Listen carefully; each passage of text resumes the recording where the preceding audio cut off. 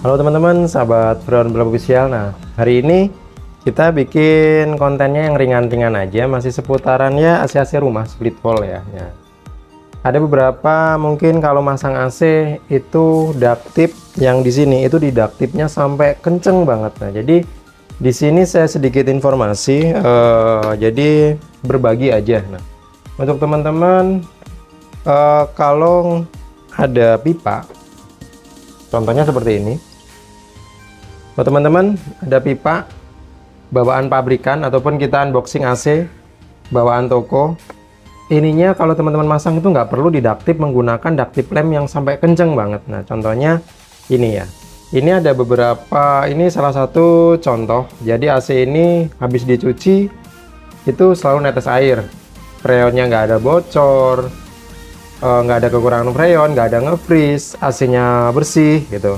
Tapi di sini ada netes air. Masalahnya di mana? Yaitu masalahnya karena ini terlalu kencang. Nah, jadi untuk perubahan suhu dari dingin ini untuk penguapan ini nggak bisa sirkulasi teman-teman. Nah, makanya kalau teman-teman mau diductip biar kelihatan lebih rapi, pakai ductipnya pakai yang non lem aja teman-teman. Jadi nggak usah pakai ductip yang lem. Contohnya seperti ini. Ini ada AC bongkaran. Ini AC bongkaran. Nah, jadi contohnya gini. Nanti saya akan dekatkan kamera. Nih ya. Ini seperti ini. Ini diductip sampai kenceng banget dan ini menggunakan ductip lem. Kalau ini jangka panjang, karena ini daya resapnya dari si Hermaplek ini udah nggak mampu, ini akan netes. Contohnya ini ada koneksi sambungan nepelnya di dalam ya. Contohnya misalkan kita sambung nepelnya di sini. Ini pipa aliran refrigeran dari unit indoor ke outdoor, arah ke outdoor gitu ya. Di sini diductip kencang sampai menggunakan ductipnya kok ductip lem. Nanti tunggu teman-teman, hitungan di atas 1 tahun lah. Kadang ada yang 7 bulan, 8 bulan. Di sini udah keluar lendir. Di sini keluar lendir, lama-lama di sini di bawah indoor ini netes. Di sini tembok yaitu netes. Ada beberapa tetesan lelehan. Ini karena ketidakmampuan untuk perubahan suhu dari dingin untuk penguapan ini terperangkap. Nah, terus ada lagi contohnya pemasangan seperti ini. Misalkan ini saya sisihkan sebagai sampel. Ini juga sama, ini bongkaran. Misalkan ada pemasangan AC, contohnya seperti ini. Nah, ini ya. Nah, yang ini naik ke langsung tembus ke plafon. Dan ini diductip menggunakan ductip lem yang sangat kencang. Itu bisa potensi nanti dari pipa aliran refrigeran ini dia akan lambat laun turun dan menjadi satu titik kumpul di sini. Nah, lama-lama netes. Memang nggak banyak, cuman kalau tetesan itu kalau sehari 3 sampai 10 kali netes itu kan lama-lama kan di tembok bercak ya teman-teman. Nah, itu penyebabnya apa? Penyebabnya karena ada beberapa teman-teman itu yang kurang memahami gunanya ductip lem dan non lem. Nah, jadi nanti ke depan akan saya bahas fungsi ductip lem dan non lem. Nah, jadi teman-teman kalau ductip ini nih, contohnya ini menggunakan ductip lem. Ini tidak dianjurkan menggunakan ductip lem. Gunakan aja ductip non lem supaya apa? Supaya masih ada celah di sini si Hermaplek ini untuk dari dinginnya dari pipa ini kondensasi di sini bisa untuk terjadinya penguapan dan supaya tidak menjadi titik kumpul. Nanti Bapak Ibu punya AC atau teman-teman servis AC-nya itu di sini titik kumpul. Nah, buat teman-teman masang sih oke-oke aja, pasang selesai AC-nya dingin tinggal pulang. Nah, tapi yang merasakan dampaknya kerugian ini pasti si customer itu sendiri karena AC-nya nanti lambat laun akan ada sering netes air di bagian titik kumpul seperti ini. Nah, ini salah satu penyebabnya. Makanya kalau teman-teman kejadian seperti itu, teman-teman nanti bisa bongkar, teman-teman ganti menggunakan Hermaplek. Nah, Hermapleknya nanti teman-teman ini kalau mau diductip boleh, tapi pakai ductipnya pesan saya pakai yang non lem, jangan yang lem. Nah, terus di atasnya sini teman-teman kalau mau diductip kenceng pakai yang lem nggak apa, cuman sebagai pengikat di sini. Nah, kalau mau pakai kabel tis nih, contohnya pakai kabel tis ini. Gunanya untuk apa? Supaya udara di dalam sepanjang jalur dari indoor ke outdoor, sepanjang jalur pipa ini diusahakan jangan ada udara terbuka teman-teman. Jadi udara maksudnya udara yang pipa ini ya teman-teman ya. Nah, nih pipa ini jangan sampai udah ada udara itu terbuka keluar masuk langsung bersentuhan dengan pipa ini.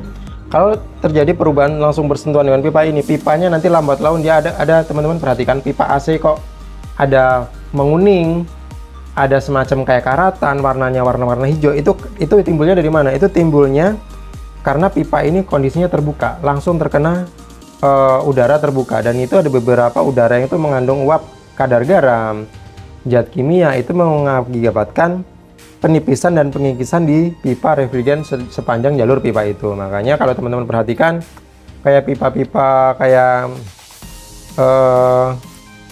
apa ya, kayak LCAC, standing floor, cold storage, itu kalau teman-teman perhatikan di sininya tuh cukup digunakan Hermaplex dan tidak didaktif. Nah, kalau didaktif, ductile lamp itu di outdoor nggak apa, tapi ductile non lamp di indoor seperti itu. Nah, jadi pesan saya, jangan selalu membiasakan ini didaktif menggunakan ductile lamp yang begitu kencang. Nanti tetap sekali lagi yang merasakan dampaknya dan ruginya itu pasti si customer.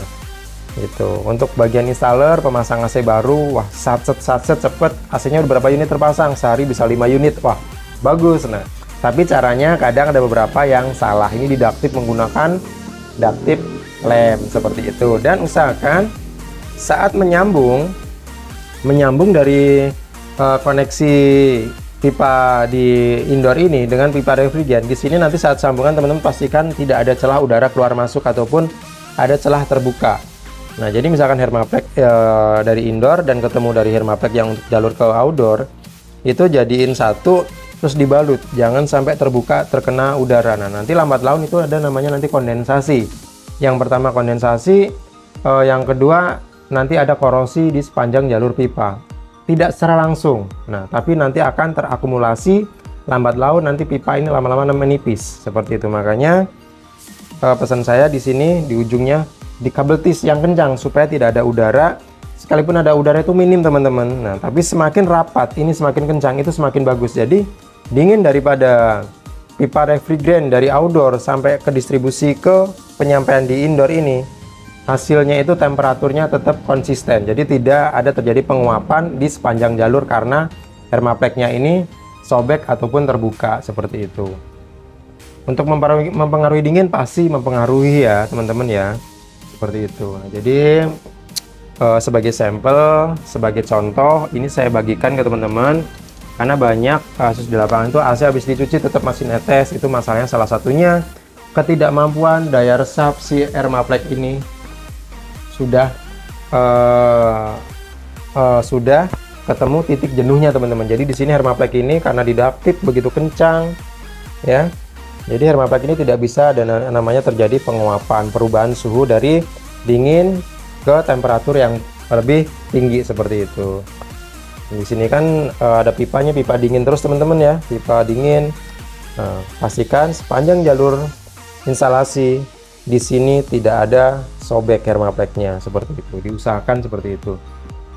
Jadi sekali lagi mengingatkan saat instalasi ya, ini supaya teman-teman paham. Mungkin bagi pemula ya, kalau yang untuk sepuh-sepuhnya seniornya saya nggak ngajarin, tapi hanya sedikit mungkin mengingatkan ada terjadi lupa. Nah, jadi ini bisa digini teman-teman ya, masuk ya, ini kan pipa refrigeran ini masuk seperti ini, ductile deh, tapi menggunakan ductile yang non lem. Habis itu kalau mau diikat pakai ductile yang lem, cukup satu kali putaran sebagai untuk apa ya, untuk gespernya lah, supaya di sini mengikat, tidak ada udara keluar masuk. Nah, jadi di saat ini kurang kencang, di sini ada udara masuk sepanjang jalur pipa, nanti lama-lama pipanya itu akan terjadi menguning, bisa jadi hijau itu ya, nanti ada seperti karat. Nah, itu teman-teman wajib diperhatikan.